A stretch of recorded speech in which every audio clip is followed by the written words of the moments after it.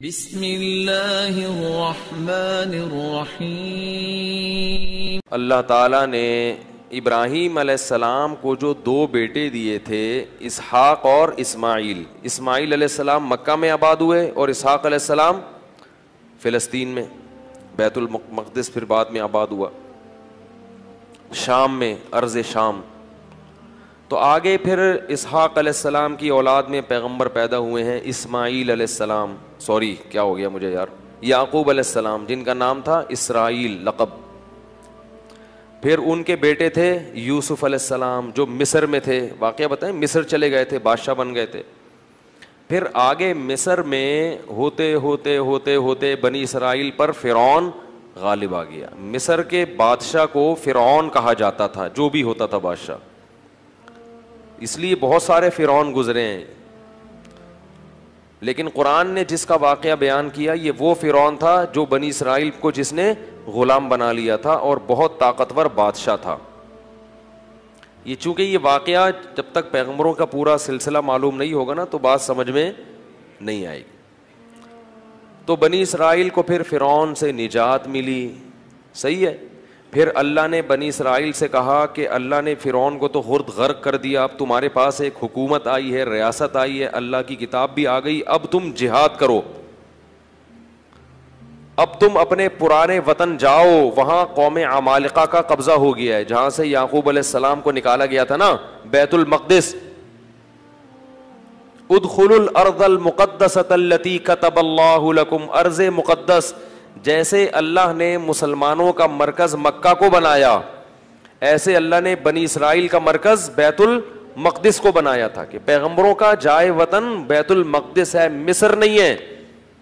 یہاں تو کسی ایک وجہ سے آ گئے تھے، اب اس علاقے پہ قبضہ کرو اور بیت المقدس کو آزاد کراؤ، وہاں تمہاری خلافت قائم ہوگی، پھر وہاں سے پوری دنیا میں جہاد ہوگا، کیونکہ دین برحق اس وقت وہی تھا۔ اس لیے بیت المقدس کی بڑی فضیلت ہے، ہزاروں پیغمبر دفن ہیں وہاں پہ۔ جتنے قرآن میں واقعات بیان ہوئے ہیں نا، 99% واقعات وہیں ہوئے ہیں، شام میں۔ حضرت مریم کا بچے کی ولادت، عیسیٰ علیہ السلام کی تقریر، پھر موسیٰ علیہ السلام، زکریا علیہ السلام کا محراب میں کھڑے ہو کر اللہ سے اولاد کی دعائیں مانگنا، یہ سارے ادھر ہی ہوئے ہیں واقعات۔ یہ تاریخی واقعات ہیں، جو لوگ جاتے ہیں، اب تو بیت المقدس جا نہیں سکتے، بڑی زبردست جگہ ہے، اگر اللہ کسی کو توفیق دے تو وہ جائے ضرور، ان جگہوں کی زیارتیں کرے۔ تو وہاں پر کیا ہوا کہ بنی اسرائیل کو کہا گیا اب کچھ ہمت خود کرو اور ارض مقدس پہ قبضہ کرو۔ تو وہ کہنے لگے، وہ وہاں قوم تھی بڑی طاقتور، تو بنی اسرائیل نے کہا کہ بہت طاقتور لوگ ہیں، پہلے اپنے کسی بندے کو بھیجا، جا کے دیکھ کر آؤ، اگر کمزور سے ہے نا، کانگڑی پہلوان، تو پھر تو جا کے لڑیں گے، اگر پاورفل ہیں تو ہم نہیں لڑ رہے بھائی۔ حالانکہ پیغمبر جب جہاد کا حکم دے دیں تو پھر وہ جہاد فرض ہو جاتا ہے۔ تو مشہور واقعہ ہے، بنی اسرائیل نے کہا اذهب انت وربك فقاتلا انا هاهنا قاعدون، اے موسیٰ تو جا اور تیرا رب جا، دونوں جا کے لڑو، ہم یہیں بیٹھ کے پروگرام دیکھ رہے ہیں۔ قال رجلان من الذین یخافون، اللہ فرماتے ہیں ان میں دو فرد جو اللہ سے ڈرتے تھے، انعم اللہ علیہما، اور اللہ نے ان پر انعام بھی کیا تھا، وہ کہنے لگے کہ چلے جاؤ، فَإِذَا دَخَلْتُمُوهُ فَإِنَّكُمْ غَالِبُونَ، جب موسیٰ کلیم اللہ کہہ رہے ہیں تو اللہ یقیناً مدد کرے گا، جاؤ ہمت کرو، اللہ غلبہ دے گا۔ ہمارے حضرت فرمایا کرتے تھے کتنے مبارک ہوں گے یہ دو فرد جن کا اللہ نے قرآن میں تذکرہ کیا، اور اللہ گواہی دے رہا ہے کہ یہ دو انعام یافتہ لوگ تھے، کہہ رہے ہیں کہ بھائی پیغمبر کی مانو، اپنی عقل مت چلاؤ۔ وہ لیکن کہنے لگے نہیں بھائی ہمارے لیے بڑا مسئلہ ہے یار۔ موسیٰ علیہ السلام کو غضب آیا اور انہوں نے اس مرتبہ دعا مانگی، اے اللہ میں اپنے اور اپنے بھائی کا تو مالک ہوں، ہارون کا، تو ہمیں کوئی حکم دے، ہم نہ کریں تو ہم سے پوچھ، یہ قوم میری سمجھ سے بالاتر، اتنے تیرے انعامات ہوئے، سب کچھ ہو گیا، لاٹھیوں کو سانپ بنتے ہوئے دیکھا، سمندر کے ٹکڑے ہوتے ہوئے دیکھا، فرعونیوں پر مینڈکوں کا، جوؤں کا، آگ کا عذاب، خون کا عذاب، ہر طرح کے عذاب دیکھے، اس کے بعد بھی اب یہ قوم ہمت خود کچھ کرنے کے لیے تیار نہیں ہے، سارے کام کون کرے گا؟ اللہ ہی کرے بس آسمان سے، کم ہمت۔ تو ففرق بینی و بین القوم الفاسقین، میرے اور اس فاسق قوم کے درمیان اب جدائی ڈال دے، میں نہیں رہ سکتا ان کے ساتھ۔ بہرحال کچھ عرصہ موسیٰ علیہ الصلوۃ والسلام رہے وادی تیہ میں اس قوم کے ساتھ۔ اللہ نے کہا کہ اب یہ 40 سال تک یہ علاقہ فتح نہیں ہوگا، 40 سال تک نہیں، یہ میدان میں گھومتے رہیں گے بس۔ تو وہیں موسیٰ علیہ السلام کا پھر انتقال ہو گیا اور آپ دنیا سے چلے گئے۔ پھر موسیٰ علیہ السلام کے بعد پھر دوسرے پیغمبر آئے، اور ان پیغمبر نے بنی اسرائیل کو پھر حکم دیا۔ بنی اسرائیل خود کہنے لگے کہ ہمیں آپ جہاد کا حکم کیوں نہیں دیتے ہیں بھائی، ہم بھی کچھ علاقہ فتح کریں ٹھیک ہے، اور ہمیں ہمارے گھروں سے نکالا گیا اور ظلم کیا گیا۔ الم تر الی الملأ من بنی اسرائیل من بعد موسیٰ، اللہ فرماتے ہیں موسیٰ کے بعد بنی اسرائیل کی ایک جماعت تھی، کیا تم نے ان کو دیکھا؟ تو اس وقت کے نبی نے ان سے کہا کہ تم سے امید یہ ہے کہ جب تم پر جہاد فرض ہوگا تو تم لڑو گے نہیں، خالی پیلی کی باتیں پھینک رہے ہو۔ بہت سے لوگ باتوں میں بڑے فنٹر ہوتے ہیں نا، جب کام آئے تو اس لیے اللہ سے عافیت ہی مانگنی چاہیے بھائی۔ تو انہوں نے کہا نہیں ہم لڑیں گے۔ تو پھر جب ان پر جہاد فرض ہو گیا، نبی نے، اللہ نے ایک انہی میں سے کسی ایک کو کمانڈر بنایا جس کا نام تھا طالوت۔ طالوت کو کمانڈر بنایا تو وہ کہنے لگے کہ اب چونکہ لڑنا نہیں تھا نا، بہانے تراشنے لگے، تو کہنے لگے یہ والا کمانڈر ہمیں قبول نہیں ہے، جہاد کے لیے تو ہم تیار ہیں مگر یہ والا کمانڈر نہیں چلے گا کیونکہ یہ غریب ہے۔ دولت مند آدمی کو ہمیشہ غریب آدمی کی اتباع سے عار محسوس ہوتی ہے۔ تو طالوت جو تھے نا وہ غریب تھے، اور ان کو پیغمبر نے کیا بنا دیا؟ کمانڈر، اور کہا کہ یہ میں نے اللہ کے حکم سے بنایا ہے لہذا مانو۔ کہنے لگے انا یکون لہ الملک علینا، یہ کہاں سے امیر ہو گیا بھائی؟ نحن احق بالملک منہ، ہم زیادہ حقدار ہیں، ہم میں سے کسی کو بناؤ، ہم میں جو ہے نا بڑے بڑے قوم کے سردار۔ تو نبی نے کہا کہ نہیں، یہ سلیکشن اللہ کی طرف سے ہے، اور ان کے برحق ہونے کی ایک علامت یہ بھی ہے کہ حضرت موسیٰ اور ہارون علیہ السلام کی کچھ یادگاریں، کچھ تبرکات، جو ان کی کچھ اشیاء تھیں۔ بنی اسرائیل کیا کرتے تھے کہ جب بھی کہیں جہاد میں جاتے تھے تو حضرت موسیٰ علیہ السلام کی لاٹھی اور اس طرح کی کچھ چیزیں جو ان کے پاس رہ گئی تھی نا، وہ لے کے جاتے تھے تو اللہ ان کو فتح عطا فرماتا تھا، اس کی برکت تھی، کیونکہ وہ ظاہر ہے متبرک لاٹھی تھی نا حضرت موسیٰ علیہ السلام، اب اس سے سانپ تو نہیں بنتا تھا، لیکن ہارون علیہ السلام اور موسیٰ علیہ السلام کی اس طرح کی چیزوں کو تبرک کے طور پر وہ استعمال کرتے تھے اور اللہ کی مدد شامل حال ہو جاتی تھی۔ تو بنی اسرائیل کو طالوت نے پھر انہوں نے جو ہے نا وہ تابوت آیا جس میں وہ تھی، تو فرشتے اس کو لے کر آئے، تو ان کو اطمینان ہو گیا کہ اب اللہ کی مدد یقیناً ہوگی، تو میدان جنگ میں اس کو لے کے جاؤ ساتھ۔ قرآن میں آتا ہے کہ جب حضرت طالوت علیہ السلام لشکر لے کے نکلے ہیں تو انہوں نے اپنی قوم سے کہا کہ دیکھو لڑائی کیونکہ بہت سخت ہے، دشمن بہت طاقتور ہے اور ہم ہیں کمزور، تو اللہ تمہیں پہلے آزمائے گا، یعنی اللہ کی مدد کے لیے جنگ میں فتح نہیں ہو سکتی، تو اسباب میں تو ہم کمزور ہیں، اللہ تمہیں امتحان کرے گا کہ تم میں تقوی ہے یا نہیں ہے، اس امتحان میں کامیاب ہو گئے تو جو کامیاب ہوں گے ان کو تو فتح ملے گی، اور جو اس امتحان میں کامیاب نہیں ہوئے وہ کیا کھائیں گے؟ شکست کھا کے بھاگ جائیں گے، وہ لڑنے کی طاقت نہیں رہے گی۔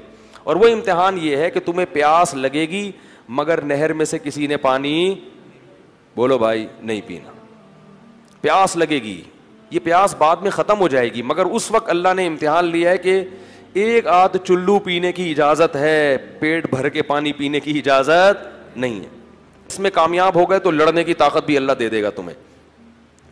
قرآن کہتا ہے جب وہ نہر پار کی ہے نا، فشربوا منہ الا قلیلا منہ، تھوڑے سے لوگ تھے جنہوں نے پانی نہیں پیا، پوری قوم نے پی لیا، اتنی اللہ نے نشانیاں دکھائیں، سب کچھ کیا، مگر پھر بھی کیا کر رہے ہیں؟ پیٹ بھر بھر کے کہہ رہے ہیں دیکھا جائے گا یار، دیکھا جائے گا یار۔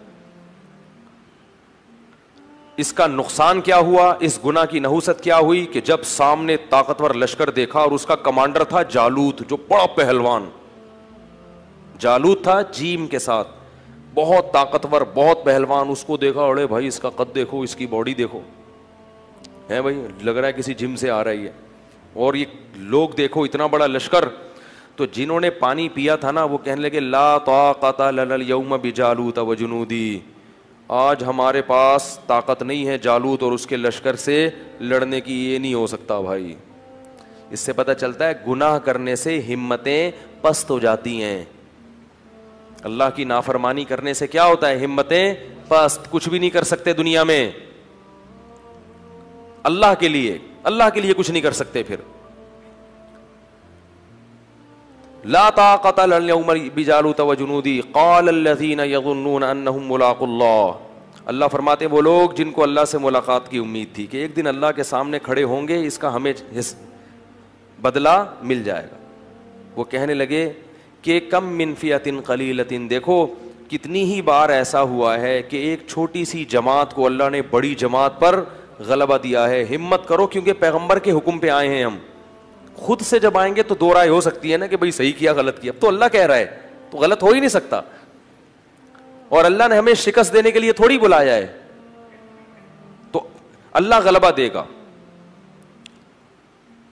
تو اب جب لڑائی شروع ہوئی ہے تو اتنی زبردست انہوں نے دشمن نے حملہ کیا کہ قرآن کہتا ہے کہ یہ جو تھوڑے سے لوگ میدان جنگ میں ڈٹے نا, ان کو اندازہ ہو گیا کہ ہمارے قدم یہاں ٹھہر نہیں سکتے, ہم نہیں ٹھہر سکتے. تو اب اللہ سے دعا مانگ رہے ہیں ربنا افرغ علینا صبرا وثبت اقدامنا وانصرنا علی القوم الکافرین.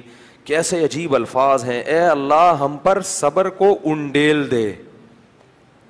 انڈیلنا کسے کہتے ہیں؟ جیسے بالٹیاں بھر بھر کے پانی کسی کے اوپر انڈے, ایک تو ہوتا ہے نا ڈالنا, یہ نہیں کہہ رہے اے اللہ ہمیں صبر کی توفیق دے دے, نا نا نا نا, صبر کی توفیق تو چھوٹے موٹے غموں میں ہوتی ہے. یہاں تھوڑا سا صبر نہیں چاہیے, بہت بہت مشکل ہے بھائی, لڑنا بہت مشکل ہے. تو کیا کر کے ہم پر صبر, افراغ عربی میں کہتے ہیں پانی کہیں سے بھرا ہوا ہو نا برتن میں, وہ پورا آپ کیا کر رہے ہیں کسی کے اوپر ایسے الٹ دیں, ایسے اللہ بالٹیاں بھر بھر کے ہمارے اوپر صبر کو ڈال تو.